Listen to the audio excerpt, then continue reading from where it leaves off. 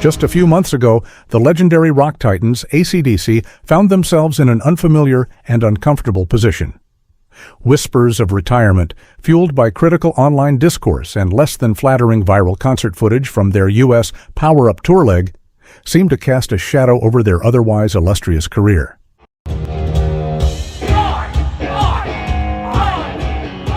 Fans, and even some music pundits, debated whether the time had come for Angus Young, Brian Johnson, and the boys to finally hang up their iconic schoolboy uniforms. Fast forward to this week, and those whispers have been utterly drowned out by the thunderous applause, the roaring guitars, and the literal seismic activity emanating from the Melbourne Cricket Ground, MCG. AC/DC's triumphant return to Australian soil after a decade-long absence has not just been a concert, it's been a definitive statement, a defiant "we're back" that has silenced critics and galvanized their massive global fanbase.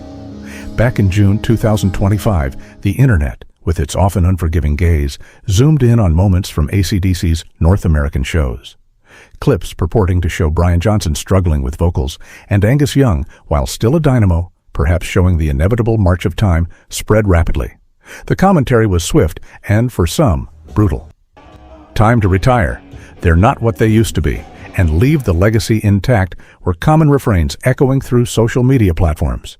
It was a stark contrast to the universal adoration the band usually commands. For a band that has consistently defied expectations and outlasted trends for over 50 years, this wave of criticism was a jarring experience. What the online critics often overlooked, however, was the sheer undeniable momentum of the Power Up tour itself. Despite the vocal detractors, tickets were selling out in record time across Europe and North America. Millions of fans were flocking to stadiums, eager to witness rock history, proving that the digital echo chamber didn't always reflect the real-world enthusiasm. The band, perhaps fueled by this silent majority and their own inherent resilience, continued to deliver their signature high-voltage performances. The moment the first chords of "If You Want Blood, You've Got It" ripped through the MCG on Wednesday, November 12, 2025, any lingering doubts were unequivocally shattered. The energy was palpable, immense, and quite literally earth-shattering.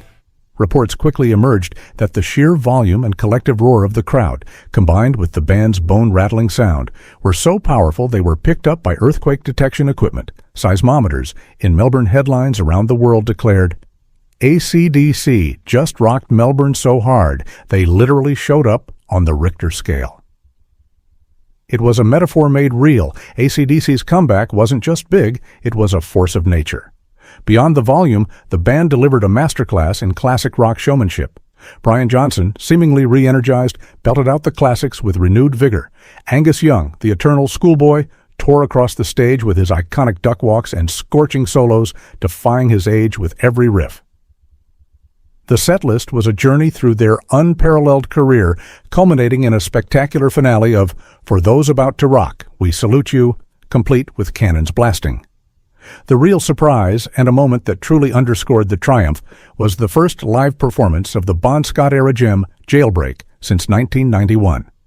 This deep cut not only thrilled die-hard fans, but also served as a powerful homage to their roots, reinforcing their authenticity and their enduring connection to their storied past. In a matter of months, AC/DC has flipped the script entirely. From facing calls for retirement to generating actual seismic activity with their performance, their Australian homecoming is more than just a successful tour stop.